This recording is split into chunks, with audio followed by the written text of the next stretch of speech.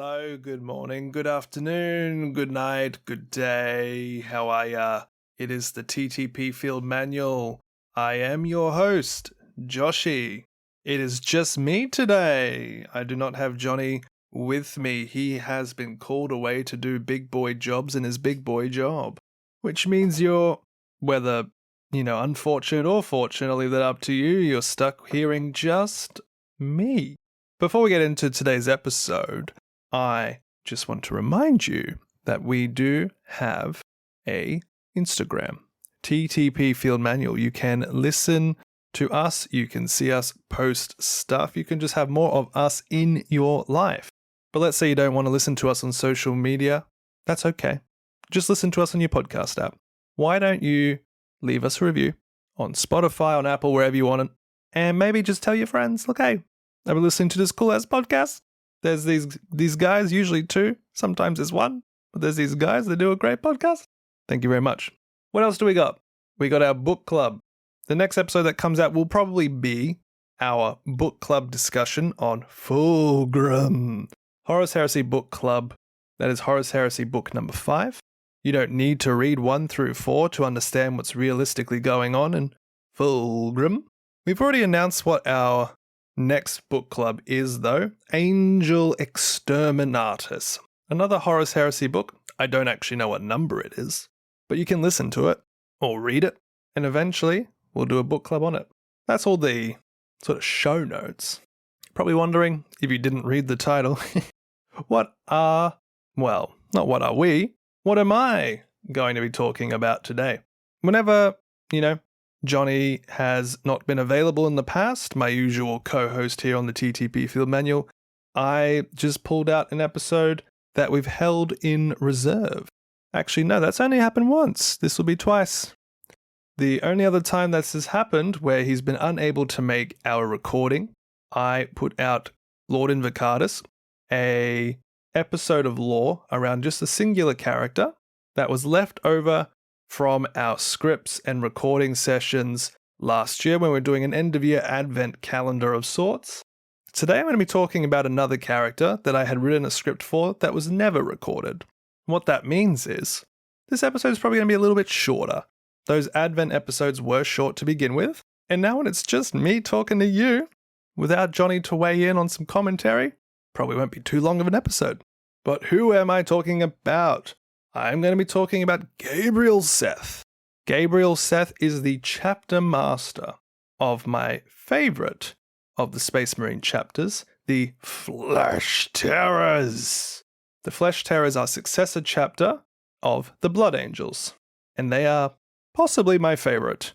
I'm going to just say they're my favorite because I already said that. I'm just going to keep that claim going. So who are the Flesh Terrors, friends? The Flesh Terrors are one of the most, if not the most infamous of the Loyalist Space Marine chapters. They have existed all the way from the second founding, which if you're not too sure what that means, that is just shortly after the Horus Heresy, when all the Loyalist legions gather themselves and they sort of think, Horus Heresy real bad. How can we avoid this? Let's split everybody up. And the Flesh Terrors were one of the first to be shooed off of the normal Blood Angels Legion. Since then, they have garnered an incredibly violent reputation. They were founded in reverence to Nasir Amit, the Blood Angels' 5th captain throughout the Horus Heresy, who had the nickname of the Flesh Terror. Nasir Amit was a viciously violent, anger-driven Astartes with almost no fuse to his temper. When the Blood Angels Legion were instructed to split up, he basically swore off Guilliman, Ultramarines Primarch, who set about the whole splitting of the legions. He swore him off for doing exactly that, and then led his newly formed chapter on a crusade to hunt down the traitors, doing so for hundreds of years and suffering many casualties along the way before settling the death world of Cretacia. Cretacia would be kind of like a primal tribute to the chapter.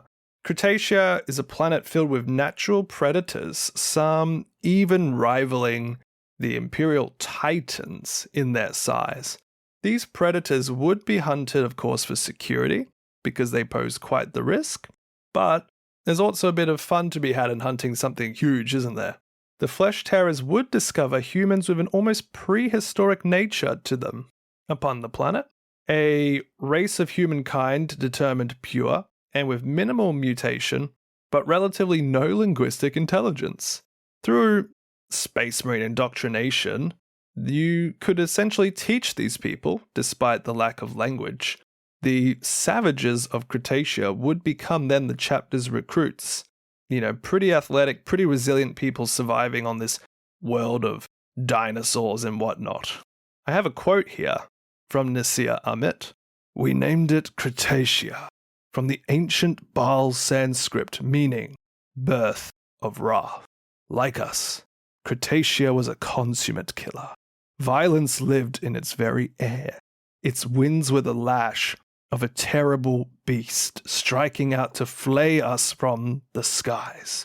Its clouds, void dark phantoms whose acid tears stripped the crimson from our warplate. Death met us at every turn, tested our resolve, and measured our strength. We were as the angels from old Terran legend, trapped in hell itself. Yet for all of our trials, Cretaceous' wrath was far from spent." Nasir Amit, chapter master of the Flesh Tearers during the Declaration of Conquest Cretaceous, 238 M31. Now, Nasir Amit wasn't long for this world. His eventual death was mysterious and without public reason, but the twilight of his life was filled with such anger and despair. Sorrow from the loss of his Primarch Sanguinius, anger at the, breaking apart of the Blood Angels boy band, despair for the deaths of his own chapter over the years, and his chapter was more so likely to fall to the Black Rage than the other chapters of the Blood. And before settling the planet, he witnessed many of these, brothers of his brethren succumb to the Black Rage, wherein you lose all sort of faculty and go into just a mindless berserk fury until eventually you die in battle or someone puts you down. I have another quote for you. "Men crave food, they crave flesh, they crave power. We are not men. The Emperor's angels, his space marines, crave honor, they crave retribution, they crave justice. We are not angels, we are the blood sons of Sanguinius. We crave only violence, bloodshed. There is no void deep within our souls, only the hunger, an insatiable call to slaughter." From the final dialogues of Nasir Amit. So that was a bit of an intro, a bit about the Flesh Tearers, a bit about Nasir Amit, the founding, the early days, their homeworld, yada do. Now, for the millennia that followed, the Flesh Tearers gained a fearsome reputation across the battlefields of the Imperium. They displayed extreme carnage against their foes, plunging themselves without really any sort of strategy into their foe, and letting their battles just play out as they will, whether they fell in battle or they were victorious. Survivors would be observed wielding grisly trophies. You would have Imperial commanders shunning the chapter for their actions, and those that had fought with them in the past began to avoid them as allies in following conflicts. Some chapters of Space Marines even deciding, I'm not doing it. I'm not working with the Flesh Tearers. They are psychos. Now, where does Gabriel Seth fit into all this? So, much of Warhammer 40k happens in, the 40k.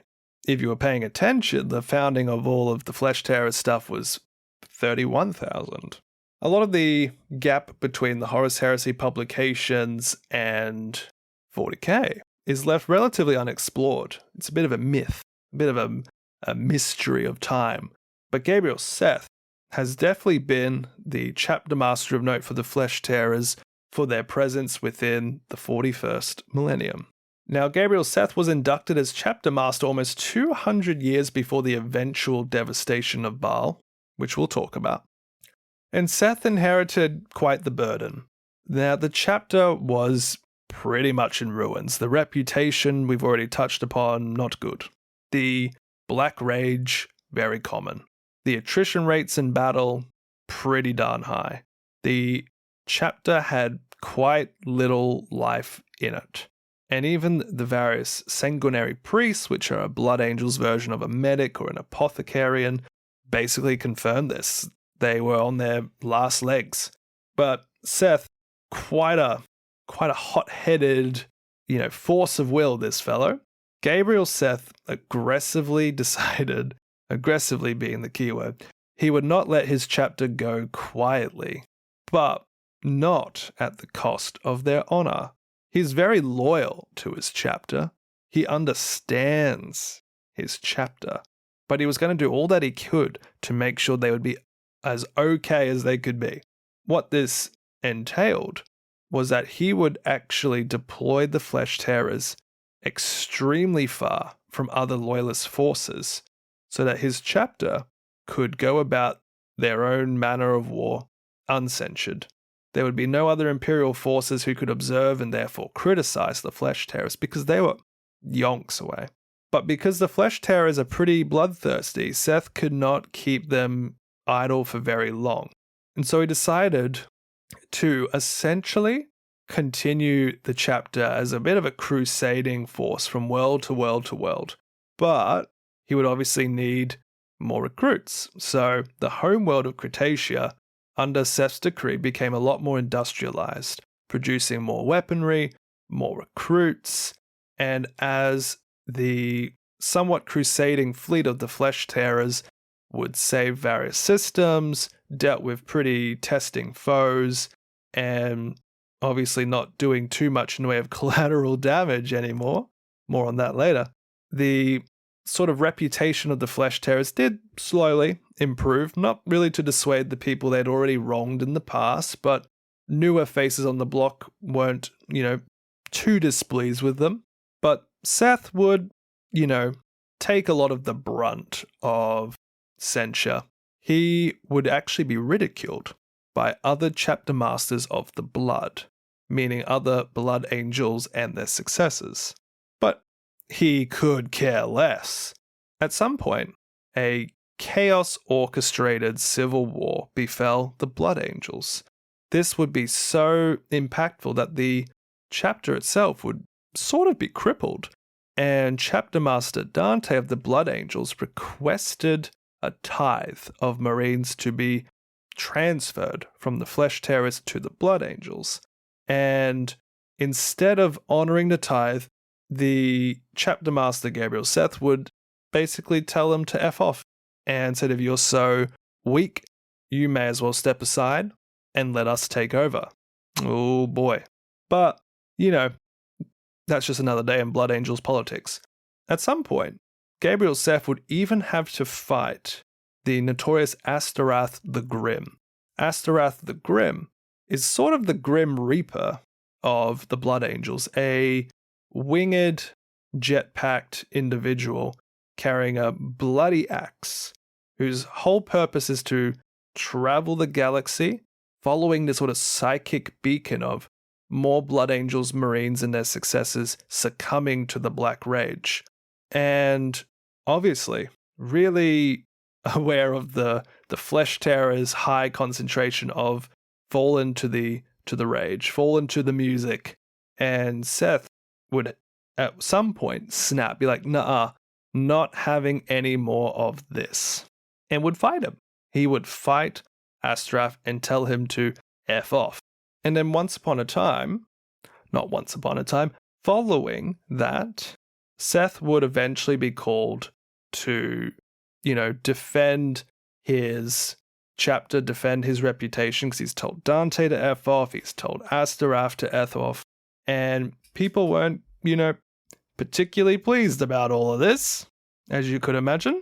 Some even within his own chapter would think he's really sabotaging the whole chapter. They're going to be forfeited, they're going to be annihilated, they're going to be assimilated. Something's going to happen if they keep this up. Despite the good that Seth is doing, defending their honor, improving their reputation. There would even be members within the Flesh Tearers that would, conspire to lock him in a sort of holy place. But he was not alone. He was trapped with a Imperial assassin, very good at killing people. And, well, Seth dealt with that. He dealt with the conspirators. He told them to F off with his fists. And all this sort of stuff does eventually lead the man to be called to sort of answer for all his bad behavior. He gets sent to the principal's office, And, despite what he does, despite helping the Blood Angels deal with the whole Chaos Civil War, or the Chaos Orchestrated Civil War, despite, fighting people left and right, there would be several people, including Asterath, that would actually say, you know what, he's alright. He's just doing his best. But as of yet, Gabriel Seth has not crossed the Rubicon Primaris, which is essentially mumbo-jumbo for being one of the brand new fellows on the block, the more beefed up Space Marine. He's not done it yet within the lore, but despite that, he's huge. He's an immense figure. He's over a head taller than most Marines, so he's 8-9 feet? And if you can't tell by now, Gabriel Seth is a blunt, vicious, fearless weapon-made man. He would one day explain to Dante that the nature of the Flesh Tearer is to seek conflict, to never be idle, to never be predictable. Seth lords over his chapter, not with disdain for what they are, but with acceptance. He leads his forces from the front. He keeps them in line. He reins them in. He focuses them as an icon of war himself. He focuses his brothers, even when they begin to lose themselves to the Black Rage, just grabs him by the shirt and he says, you're not doing it. We're fighting like relatively sane people. But Seth isn't a stranger to the Black Rage. For his whole lifetime, he is aware that his sort of viewpoint of the world is slipping away. His demeanor is darkening. He knows he's becoming more violent. He knows the Black Rage is creeping in. He's even towed over the line a couple of times, only to pull himself back. He holds his rage suppressed as long as possible. But even when he's not, towing into the Black Rage, he is infernal. But rather than a hot and loud, unfocused rage, he is cold and precise, like a collared animal, more than a rampant force of nature. And he wages war in an impressive set of war gear. His armor incorporates the serrated iconography of the Flesh Tearer, a blood drop on a serrated saw blade. And his armor also incorporates the golden wings of the Blood Angel. His cape is cut from the banner originally wielded by Nasir Amit, the founding father, if you will, of the chapter. But what he's most renowned for, of course, is his ginormous two-handed weapon, a chainsword when wielded two-handed, like a bit of a greatsword. It's no longer just an ordinary chainsword, my friends. It is known as an eviscerator. His is even bigger than that, almost twice the size of a standard eviscerator. And it is named Blood Reaver. It's an ancient weapon, a weapon that's actually retooled from the chain fists, a sort of chainblade power fist amalgamation once wielded by Nasir Amit, wielded during the Horus Heresy, during the Scouring, which would take place after. Nasir Amit's war gear and banner has lasted almost 10,000 bloody years to be wielded still by Gabriel Seth.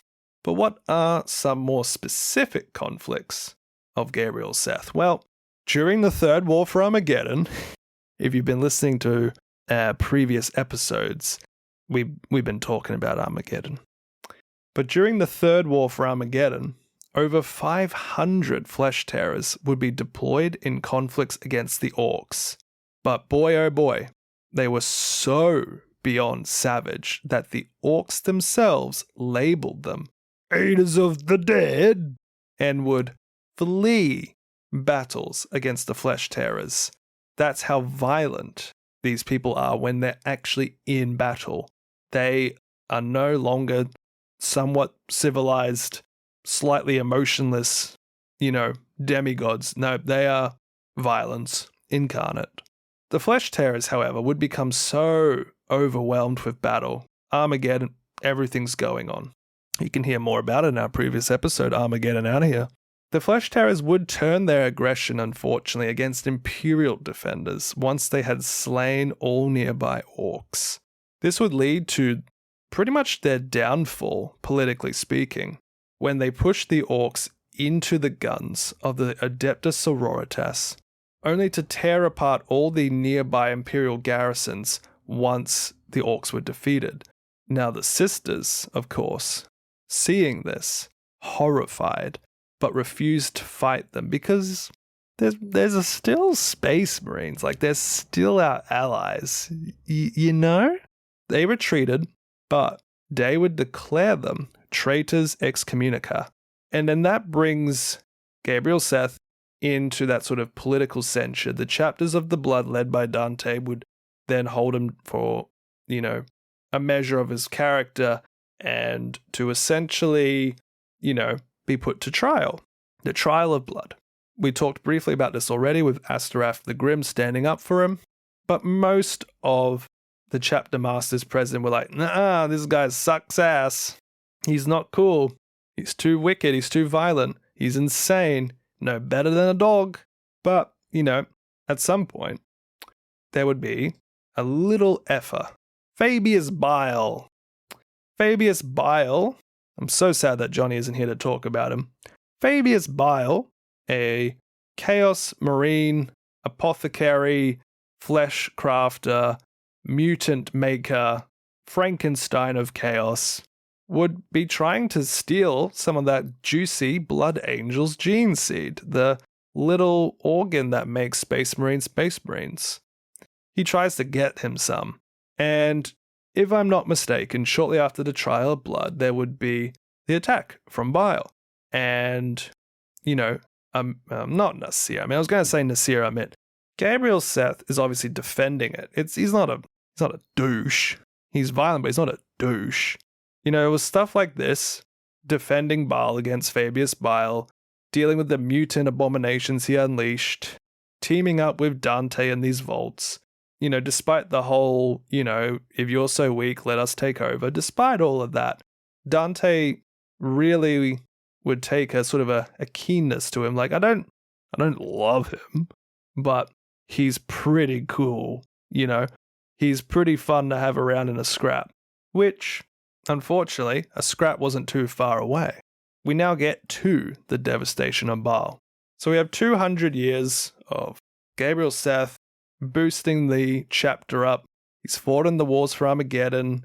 He's really unified his chapter. He's been declared traitor, got over it, helped deal with Fabius Bile. But now the Nids are here. The Tyranids are in system. There's a whole book. I've read it before. It's pretty good. The Devastation of Baal. The Tyranids decide, we've been on some front lines and we've been eating some bodies. These red-colored space marines are annoying. But when a Tyranid eats this sort of biomass, they get a bit of the memory imprint, They find out vaguely whereabouts the Blood Angels' homeworld is after fighting Blood Angels a fair amount and eating them. And so they go straight for the homeworld. Dante says, all right, everybody who's bloody, we need you back home to reinforce the world. We're talking 20 to 30,000 Space Marines come to defend Baal. Of course, Gabriel Seth and the Flesh Tearers not super well liked. So Dante assigns them to the moon. He says, you take the other slightly suspicious members of our family and go defend the moon. And I won't really spoil too much about the book in case you want to read it, but it's bloody. There is a lot of war. There's a lot of fighting. And just when all hope seems lost, of course, Deus Ex Machina. Dante is obviously not looking too good. Gabriel Seth sort of rallies the defenders. And then Guilliman shows up. At this point in the lore, Guilliman has woken up, gone back to Terra, been declared Imperial Regent, and has started his Indomitus crusade. He's going about reinforcing all the various Space Marine chapters with their new hot freshness Primaris. And he arrives just in time to help push the tide of the Tyranids.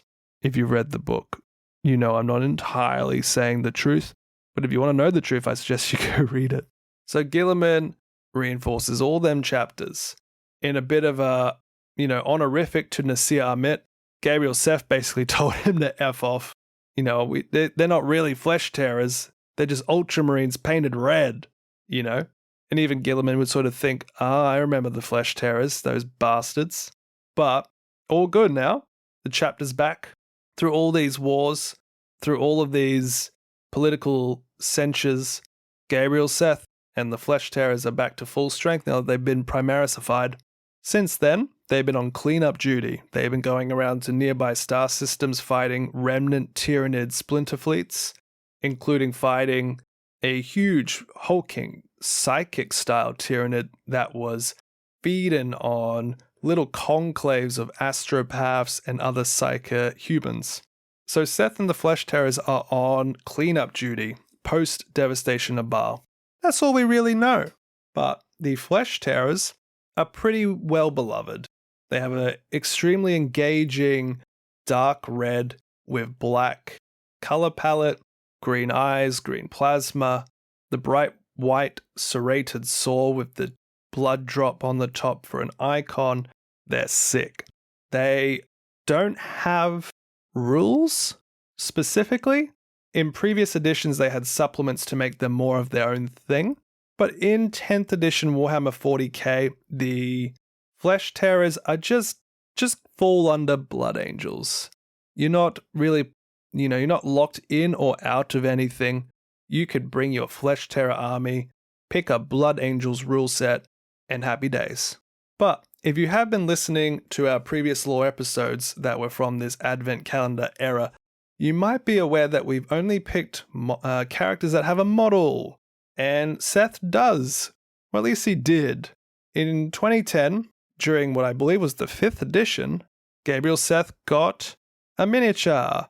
It was released alongside other characters such as Limatus, Asterath, the Sanguinor. Hilariously, those three I just mentioned all got a brand new model in the last year. No Seth. Seth is unavailable to purchase. He has been moved to Legends. Legends is the sort of PDF-only extra rules. It's not tournament legal, but you can play it in your casual home games. Legends doesn't really get updated. It's more of a, if you've got the model, here's the rules. If you were to play Flesh Terrors specifically and you want to bring Gabriel Seth, you can't bring other Blood Angels characters on the tabletop. You could and probably should ignore that rule because Gabriel Seth rules doesn't really glow up a Flesh Terrors army by himself, unfortunately. His sort of rule set is pretty good in a sort of a melee threat capacity. His weapon does a fantastic sort of a blast, if you will, if you're familiar with the game Blast, extra attack for every 5 models in a unit. He gets that, but in melee, and I don't know if any other unit does. So his melee weapon can have quite a number of attacks with a nice sustain hits 1 profile. So for every 6 on a d6, you get a bonus attack. So this guy could pretty much cleave most Space Marine models down. He does damage 3. That could take out Terminators, if I'm not mistaken. So his actual melee threat is quite good. In previous editions, he even got such things as fighting again, 2 fight activations in a row, which, if that were the case still, I would actually maybe encourage you to give it a go in some of the more detachments focusing not really around characters and see what happens. But his model has existed.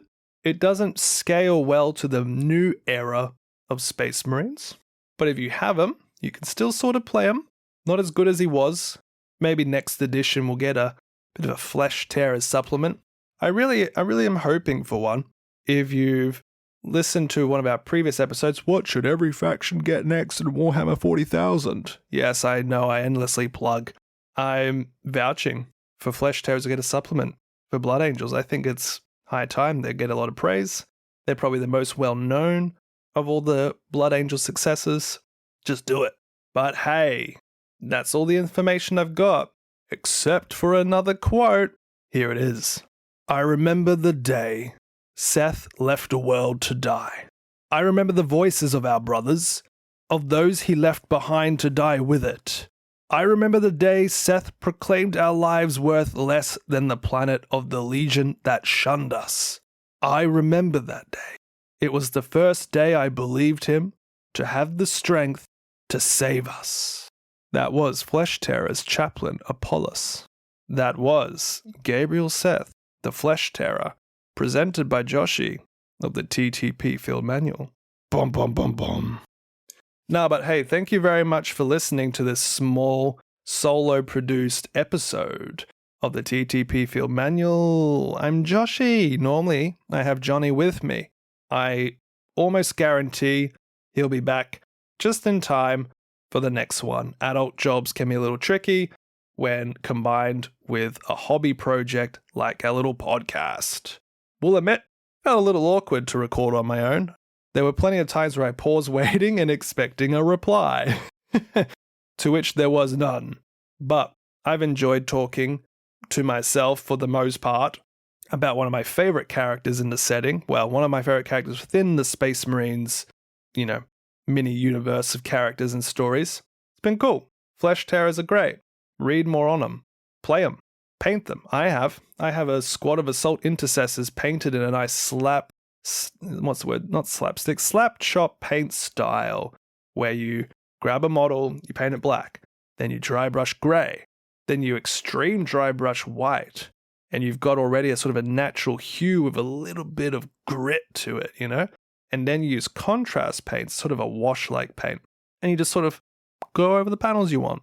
Looks gorgeous, looks grungy as heck.